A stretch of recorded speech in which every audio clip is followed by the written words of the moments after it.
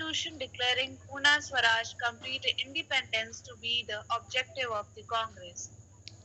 Now, what is the objective of the Congress in Lahore Adhivesan or session? The Calcutta session of the Congress have served an ultimatum to the British government to accept the Nehru report by the end of 1929 or to face a mass movement.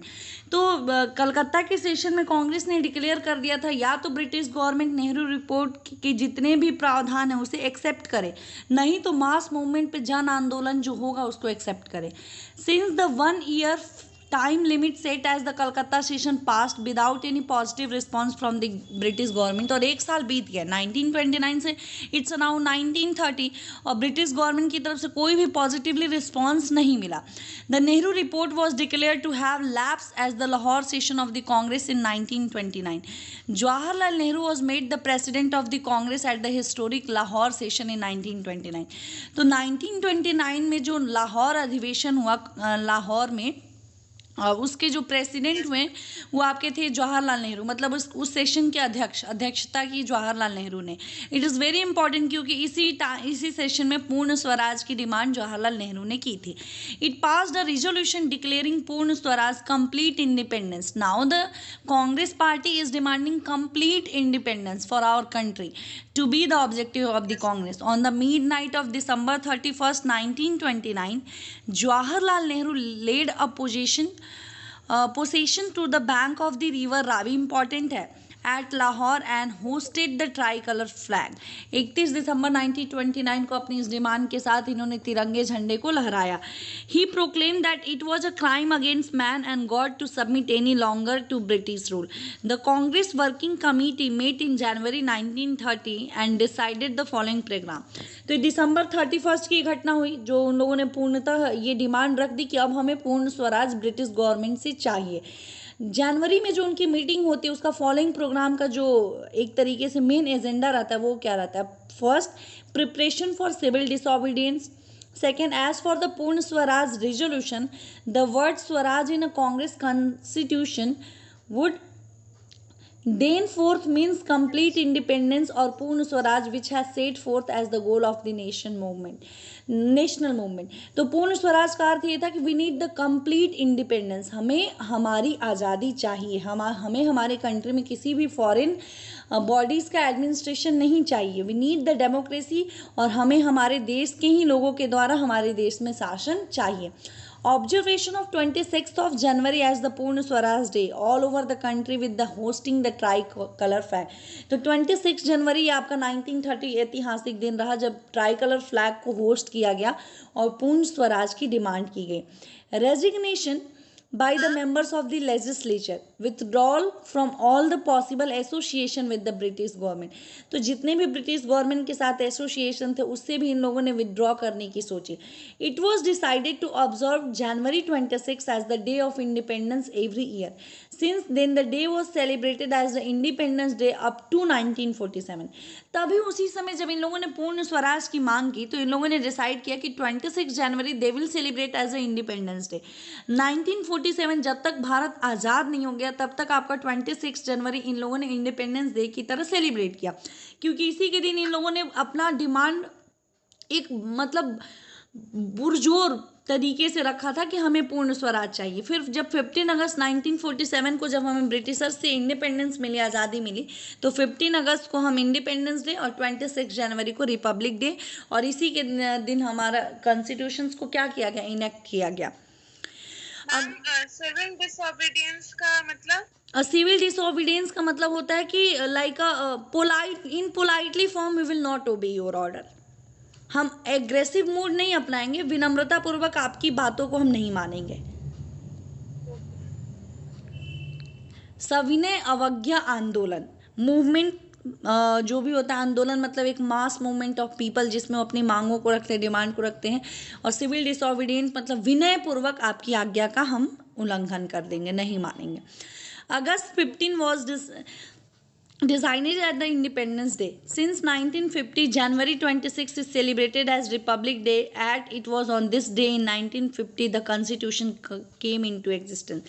संविधान बनने के बाद नवंबर में जब complete हो गया 26 नवंबर को, तो फिर 26 जनवरी को हुआ कि उसी दिन हम लोग इसे इनैक्ट करेंगे और इसे रिपब्लिक डे के रूप में सेलिब्रेट करेंगे. सिविल डिसोबीडियंट मूवमेंट 1930 से 1934. The Congress working committee met in February 1930 at Sabarmati Ashram and vested in Gandhi ji power to launch the civil disobedient movement. अब तो इन लोगों ने पहला पूर्ण स्वराज की अपनी मांग रख दी. दूसरा जो उस कमेटी मेंबर का एजेंडा था कि हम सिविल डिसोबीडियंट मूवमेंट की शुरुआत करेंगे, तो उसकी वो लोग शुरुआत करते हैं और गांधी जी से अहमदाबाद में उन लोगों की मीटिंग होती है साबरमती आश्रम में, और ये सिविल डिसोबीडियंट मूवमेंट की शुरुआत करने की इन लोगों ने बात की. Before starting the movement, Gandhi ji serve as the British government an 11-point ultimatum. After waiting in vain for the government response to the ultimatum, Gandhi ji started the movement with his famous Dandi march from the Sabarmati Ashram to Dandi on the Gujarat coast. तो उससे पहले गांधी जी ने अपने points, ultimatum होता है ना कि एकदम फाइनल सूचना जारी किया ब्रिटिश गवर्नमेंट को, बट ब्रिटिश गवर्नमेंट ने कोई रिस्पॉन्स नहीं किया उसके उस अल्टीमेटम का. तब गांधी जी ने दांडी यात्रा अपनी शुरू की, जिसमें उन्होंने आपके गुजरात के साबरमती आश्रम से दांडी, जो कि गुजरात का एक तटीय इलाका है नियर अबाउट द सी, समुद्र के किनारे, वहाँ पे अपनी ऐतिहासिक यात्रा शुरू की. एग्जाम के पर्पज से भी इम्पॉर्टेंट है. On 12th March, Mahatma Gandhi began to historic march from Sabarmati Ashram to Dandi, a village on the Gujarat sea coast. A number of people followed him. उनके पीछे पीछे बहुत सारे लोगों ने इस दांडी मार्च में उनका समर्थन किया. On the morning of 6th April, 12 मार्च को यात्रा शुरू हुई, 6 अप्रैल को ये लोग पहुंचेंगे. Gandhi ji violated the salt law at Dandi by picking up some salt left by sea waves. According to the salt law, the government had the monopoly to manufacture the sea salt. He had selected to attack the salt law because the salt tax affect all section of society, especially the poor. Gandhi ji breaking of salt law marked the beginning of civil disobedient movement. Salt law के according इन लोगों ने उसको taxation के अंदर रख दिया था. Monopoly की सिर्फ ब्रिटिश गवर्नमेंट थी, उनको एक अधिकार मिल गया. मोनोपोली का मतलब कि सिर्फ एक अधिकार हो गया उनका, कि वो लोग मतलब साल्ट को समुद्र के पानी से बनाएंगे. तो गांधी जी ने इस रूल को इसलिए तोड़ा क्योंकि उनको लगा कि साल्ट जो है वो अमीर गरीब समाज के हर तबके की नीड्स है, बेसिक नीड्स है. और अगर इस पर भी ये लोग इस तरीके से टैक्स इम्पोज करेंगे और मोनोपोली करेंगे, तो फिर आम आदमी जो है, जो पुअर है, इकोनॉमिकली वीकर सेक्शन है, फिर वो लोग कैसे बनाएंगे, खाएंगे और रहेंगे. तो उन्होंने जो समुद्र की लहरों से बचा हुआ वहाँ पे जो साल्ट था उसको बना करके, उसको ले करके, ये नमक कानून एक तोड़ करके उनको दिखाया कि हम आपके इस नमक कानून को नहीं मानेंगे. So the programme of the movement, civil disobedient movement involve, क्या क्या सिविल डिसोबीडियंट मूवमेंट के अंतर्गत हुई थी गतिविधियाँ. Defiance of salt law, boycott of liquid, boycott of foreign cloth and British goods and all kinds, and non-payment of taxes and revenue. एक तो नमक कानून तोड़ा गया, नमक आंदोलन दांडी मार्च से भी इम्पोर्टेंट है.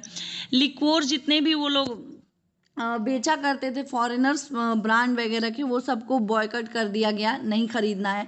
फॉरेन क्लॉथ्स और ब्रिटिश गुड्स को सभी तरीकों से लोगों ने एक प्रण लिया कि we are not going to buy this all. उसके बाद क्या हुआ कि पेमेंट और टैक्सेस एंड रेवेन्यू को पे करने से इन लोगों ने मना कर दिया, जो कि गवर्नमेंट का, किसी भी गवर्नमेंट का एक मेजर सोर्स ऑफ इनकम होता है. Civil disobedient movement was different from the non cooperation movement. The former involve non payment of taxes and land revenue as well as violation of law of different kinds in addition to non-cooperation activities. non-cooperation के बारे में कल हमने आपको पूरे class में in depth पढ़ाया था, जिसमें ये था कि we are not going to cooperate the British government. और जितनी भी डिग्निटरीज थे, रविंद्रनाथ टैगोर और भी बहुत सारे जिनको की उपाधियाँ दी हुई थी, उन सभी ने लौटा दिया था. जालियांवाला बाग हत्याकांड, रॉलेट एक्ट से लोगों में बहुत ज़्यादा नाराज़गी थी.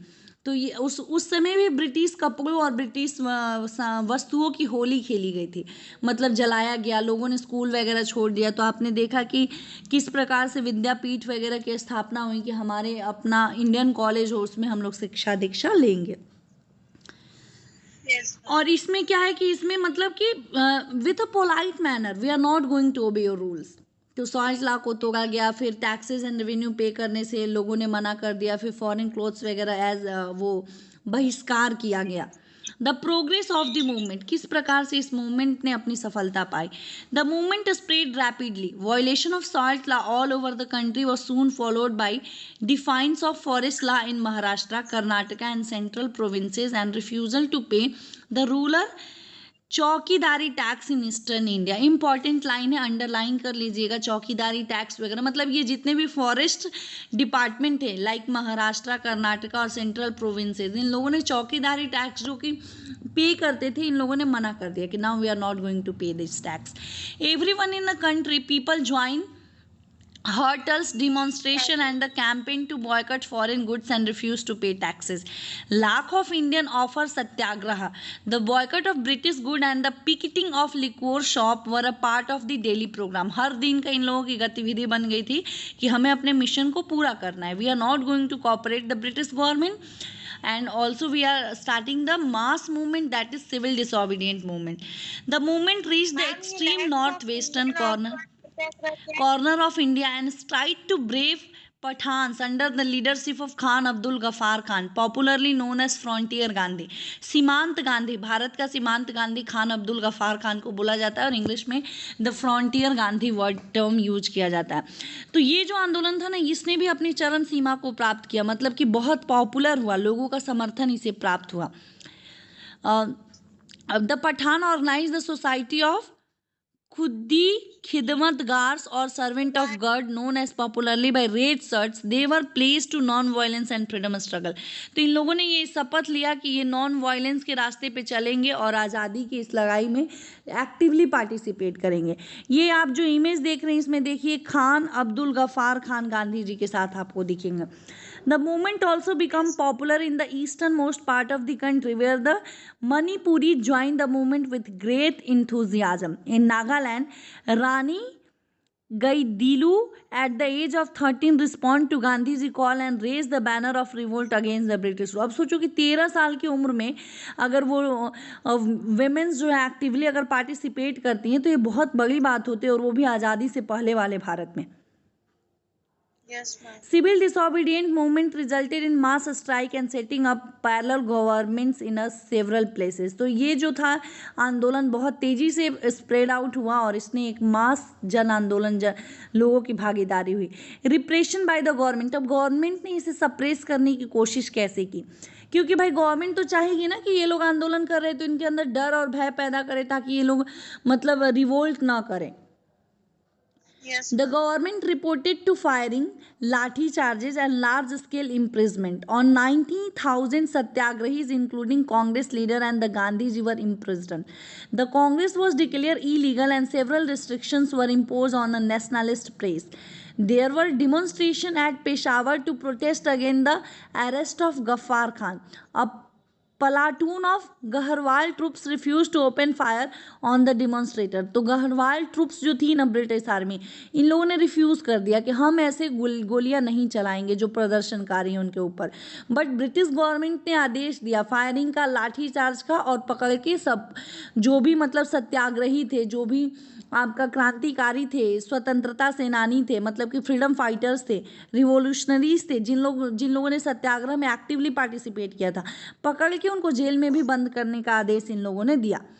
The commander of the platoon Thakur Chandra Singh and other were severely punish. तो जिन लोगों ने मना किया गहरवाल ट्रुप्स के कि हम लोग ऐसे ओपन फायरिंग नहीं करेंगे डिमॉन्स्ट्रेटर पे, मतलब प्रदर्शनकारियों पे, तो उनको क्या दिया गया, सजा दी गई, पनिश किया गया ब्रिटिश गवर्नमेंट के द्वारा। Protest meetings were held everywhere. The textile and railway worker of Mumbai went on a strike. There were instances of firing at Delhi and Kolkata.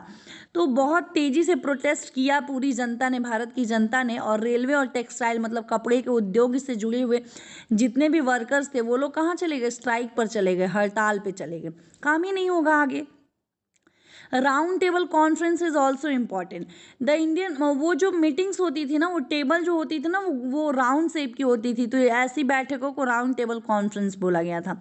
The round table conference held 3 session, इसके 3 session हुए थे, which were also refer to the first, second and third round table conference. 3 बार ये बैठक हुई थी और इसे first round table conference, second round table conference and third round table conference का नाम दिया गया।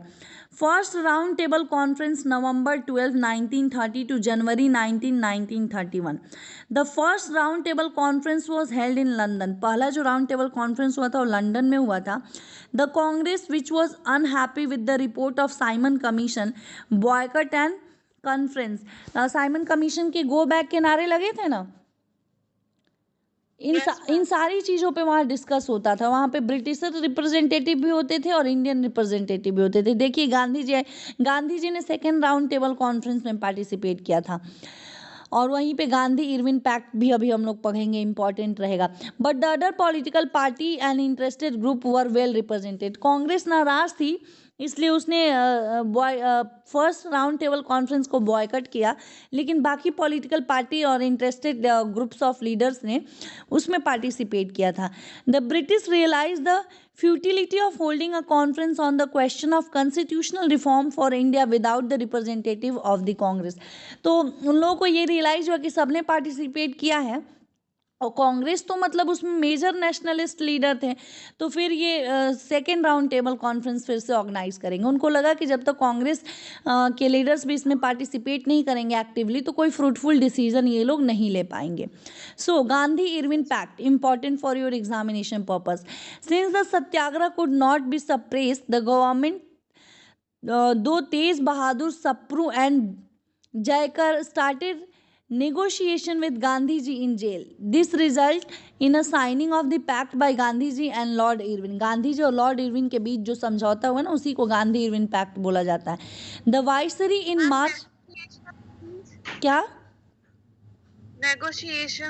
नेगोशिएशन एक वर्ड होता है कि नेगोशिएट करना, मतलब कि दरकिनार करना, इंपॉर्टेंस नहीं देना.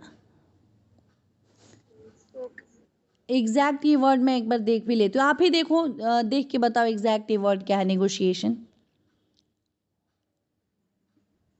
मैं स्पेलिंग रिपीट करूँ यहाँ पे यही होगा कि फिर आपका तेज बहादुर सप्रू और जयकर ने गांधी जी और ये सभी मिलकर, उस समय क्या होता था ना, गांधी इरविन पैक्ट में ना ये समझौता हुआ था गांधी जी और इरविन के बीच में, तो उसके क्या क्या इंपॉर्टेंट एग्रीमेंट्स थे वो हम लोगों के एग्जामिनेशन पर्पस के लिए इंपॉर्टेंट है.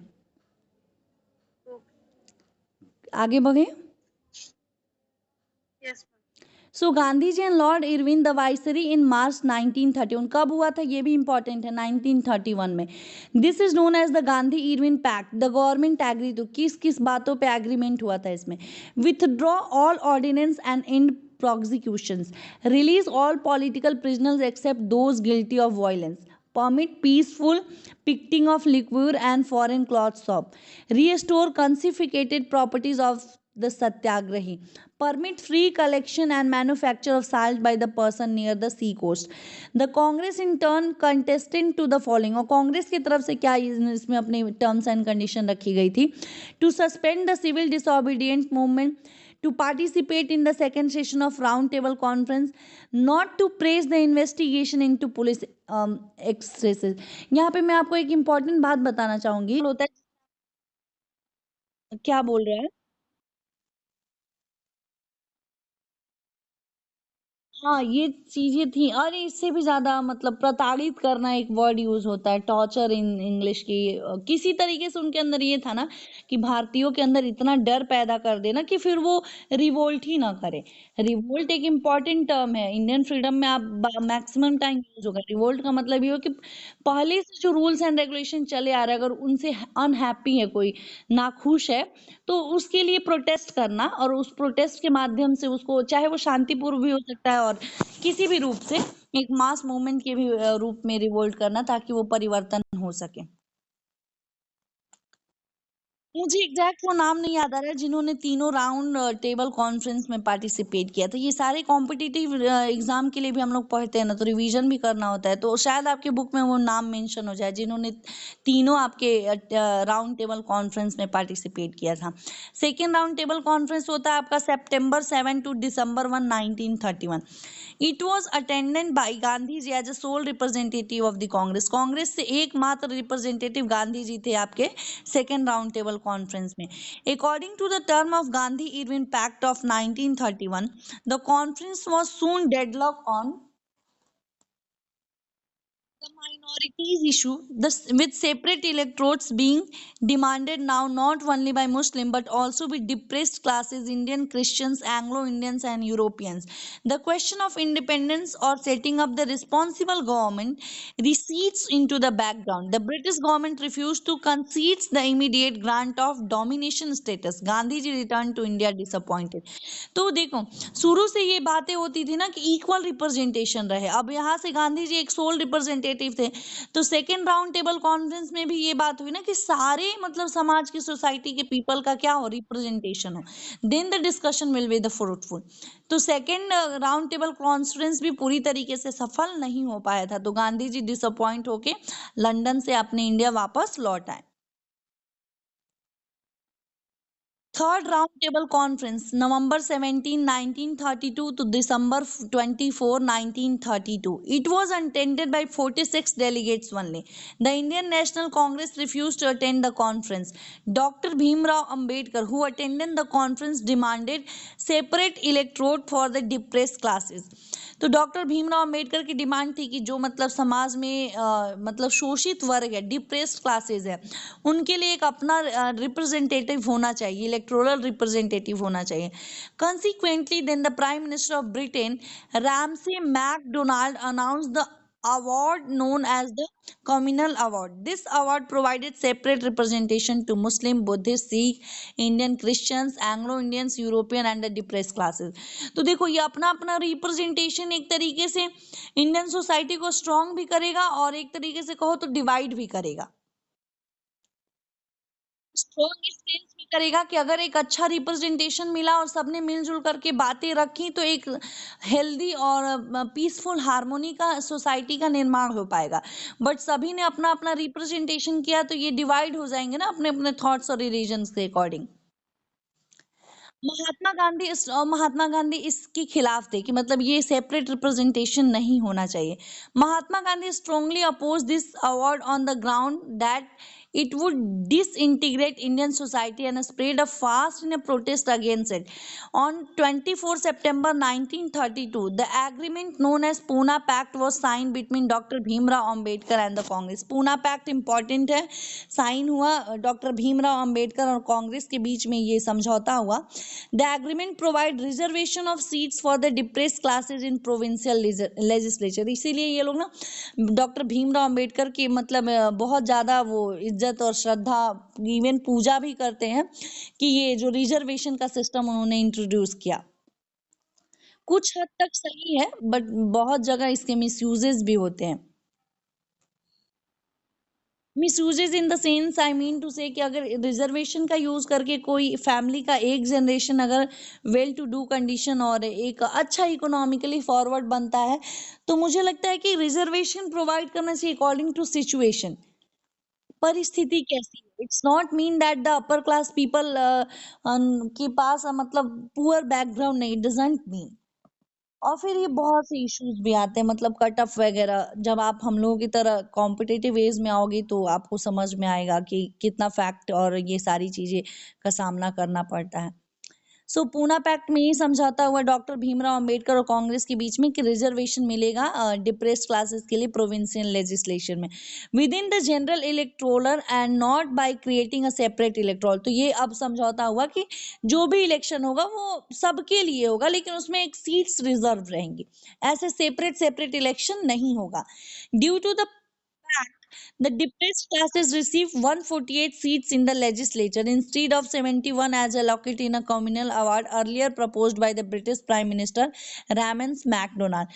तो communal award के द्वारा बोला गया था कि आपका अपना रिप्रेजेंटेशन होगा, तो अपना रिप्रेजेंटेशन में 71 ही सीट उन लोगों को मिलता, बट ये पूना पैक्ट की वजह से कितने सीट्स मिली थी, 148 सीट।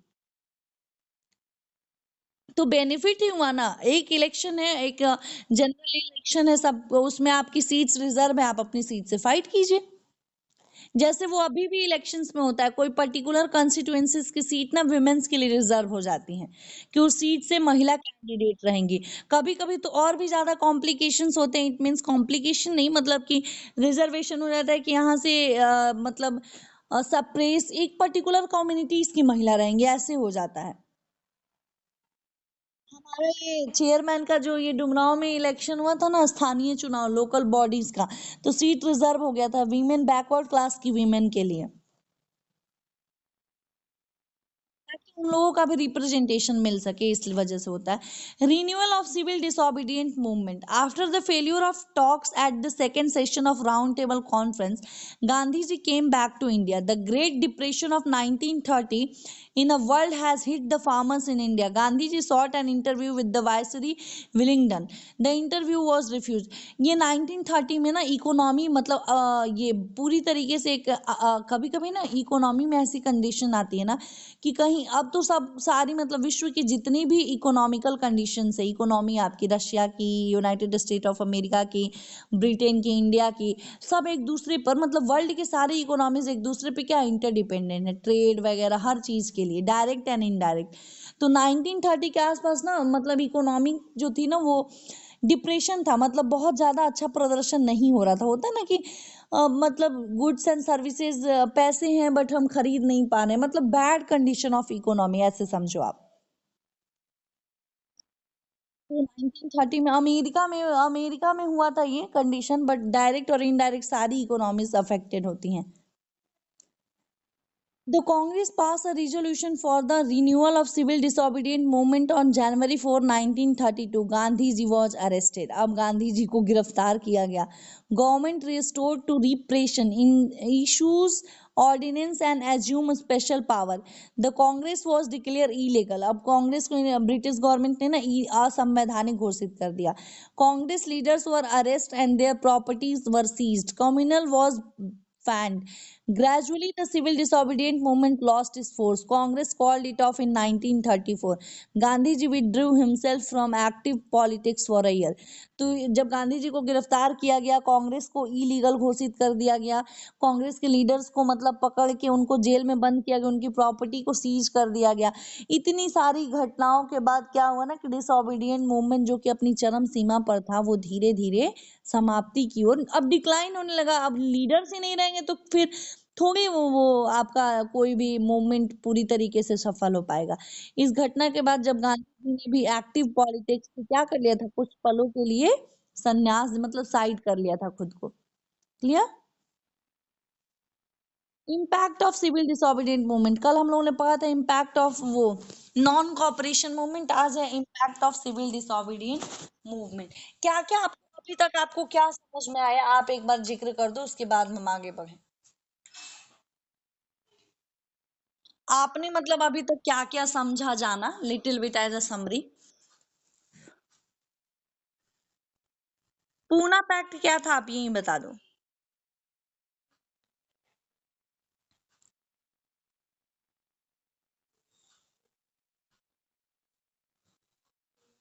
किसके किसके बीच हुआ था, देख कर भी बोल सकते हो, समझना ज्यादा जरूरी है। आई एम नॉट सेइंग कि अभी याद हो जाएगा।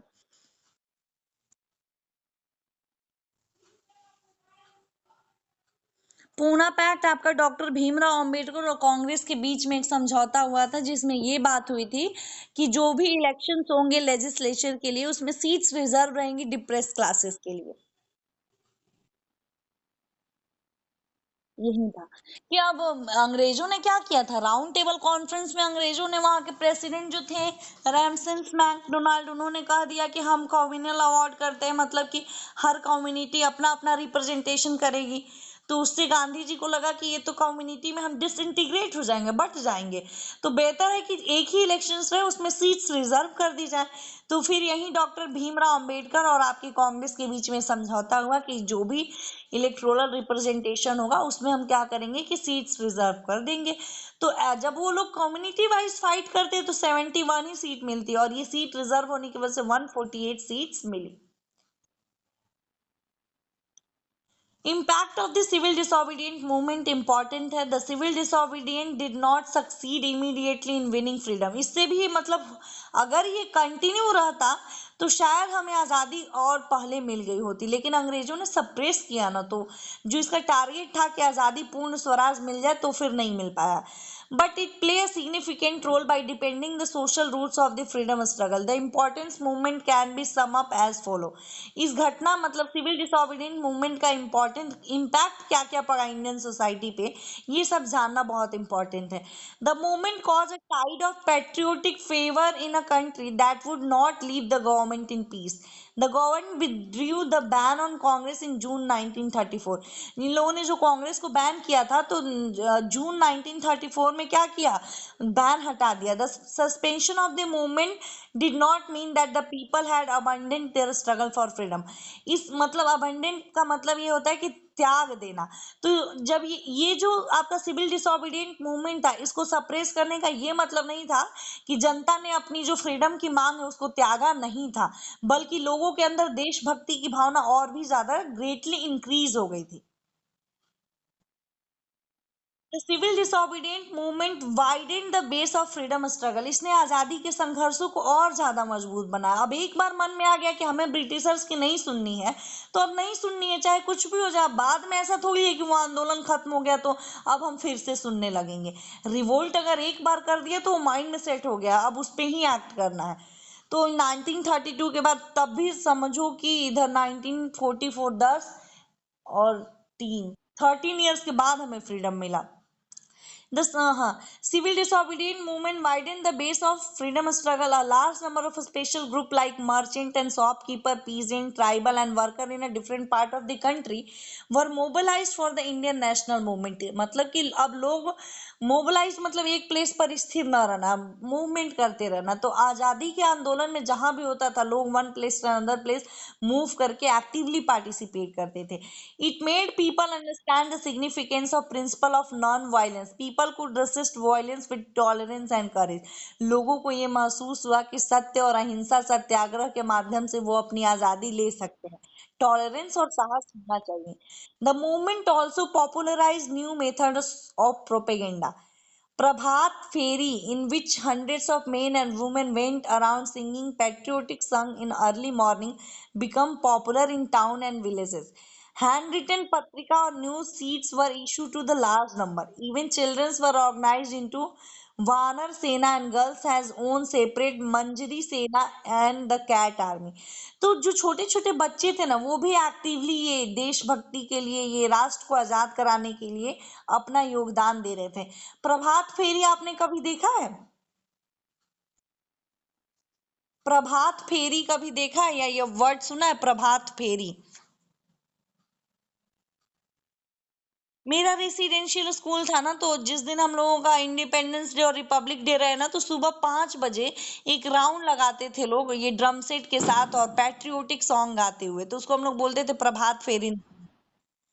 सुबह अर्ली मॉर्निंग में होता है, और इसका एक ही उद्देश्य है ना कि अब सुबह में एक तो एनर्जी हाई रहती है, जो चीजें सुनेंगे उसका पूरे दिन इम्पैक्ट रहेगा।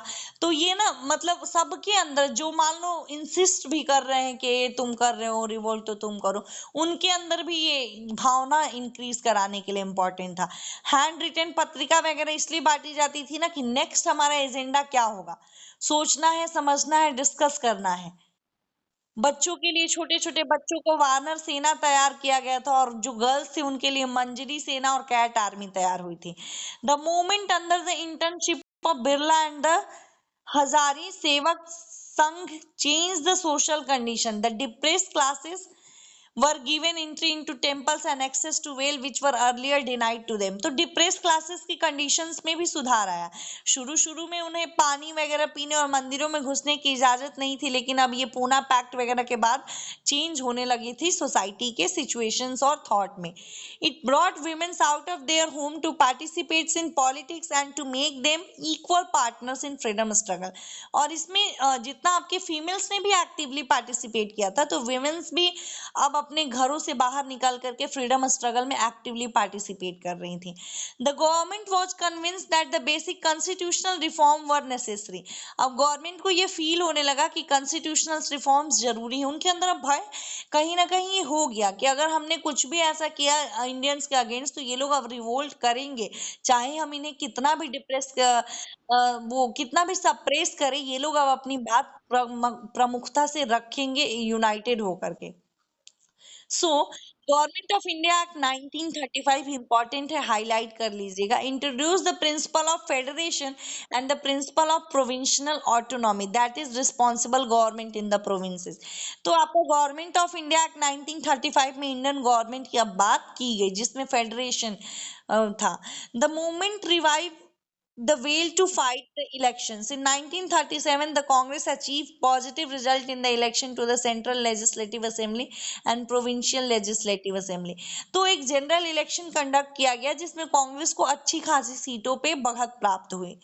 Doctor Bhimrao Ambedkar contributions. Doctor Bhimrao Ambedkar, B R Ambedkar in shortly we say, popularly known as Baba Saheb, was one of the architect of Indian constitution. Drafting committee के चेयरपर्सन थे। ड्राफ्टिंग कमेटी मतलब कि जो संविधान लिखने वाली कमेटी थी। बहुत सारी कमेटियां थी इंडियन कॉन्स्टिट्यूशन असेंबली में, डिस्कस होते थे, एक एक टॉपिक पे कंटिन्यूअसली डिस्कशन होता था। उसी सब का बेनिफिट है ना कि आजादी के इतने साल बाद भी हमारा संविधान अभी भी प्रासंगिक है, उतना ही प्रासंगिक है। कभी ऐसे सवाल सुना है क्या कि संविधान को बदलना है? ऐसा नहीं है, चेंजेस होते हैं टाइम के अकॉर्डिंग। अगर लगता है कि इस लॉ की रिक्वायरमेंट है तो एक अमेंडमेंट होता है, सुधार करके ऐड कर दिया जाता है। सो ये हमारे इंडियन कॉन्स्टिट्यूशन की क्या है, खूबसूरती है। हर एक चीजों को बखूबी उसमें मेंशन किया गया है। सोचो आप, मतलब कि मैक्सिमम प्रॉब्लम्स के solution with in the law mention है हमारे इंडियन कॉन्स्टिट्यूशंस में। पूछा जाता है ये कि आजादी के इतने सालों बाद भी संविधान उतना ही प्रासंगिक है as it is, because cut and paste पर, एक तो कट एंड पेस्ट है, लार्जेस्ट डेमोक्रेसी का हैंड रिटेन आपका कॉन्स्टिट्यूशन है।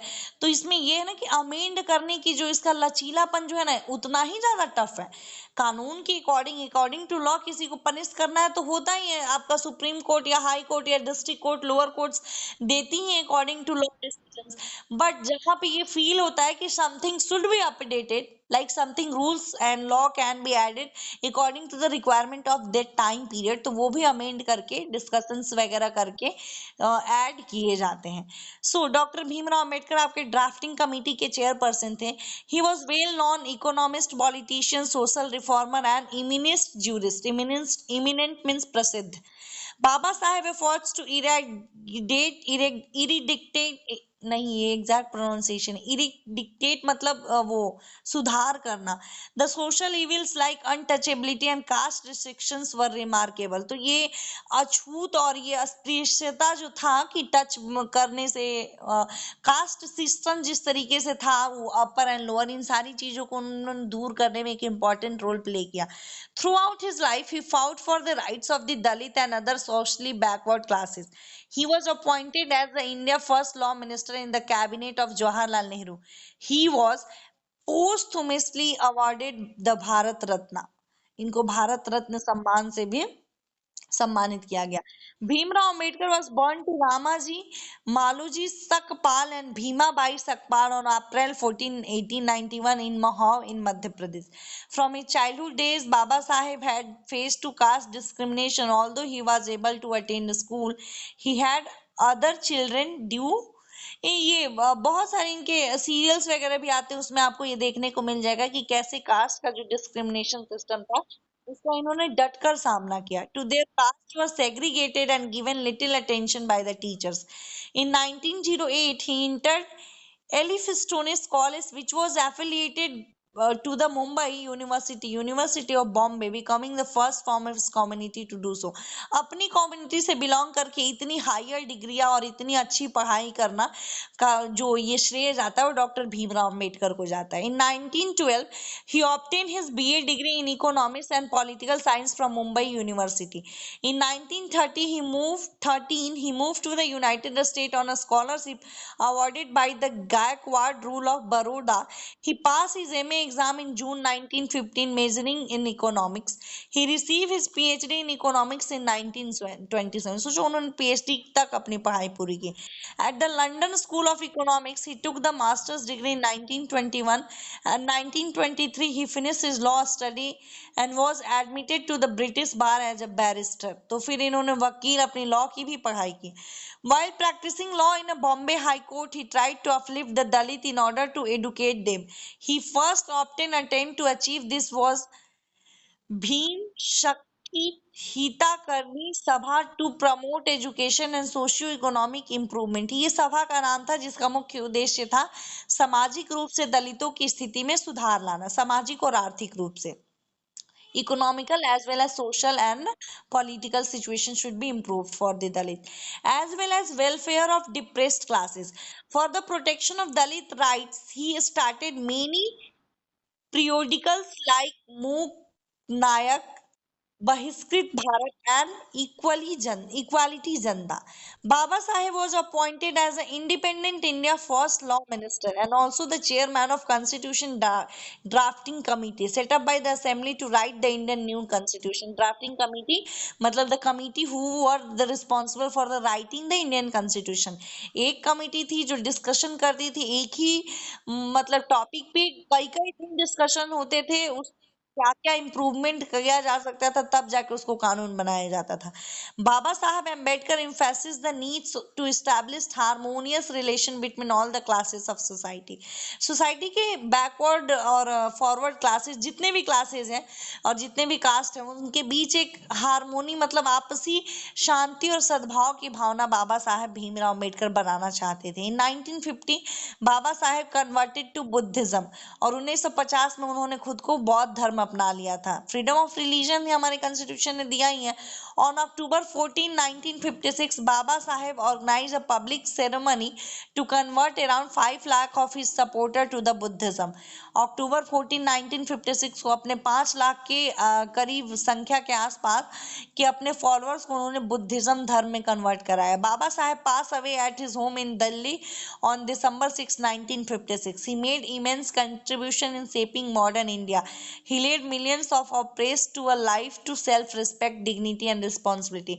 तो जो भी आपके सोशली डिप्रेस्ड क्लासेस थे उनकी लाइफ में एक self respect dignity and responsibility with the help of constitutions लाने में इम्प्रूव करने में आपके डॉक्टर भीमराव अंबेडकर का एक बहुत बड़ा योगदान है.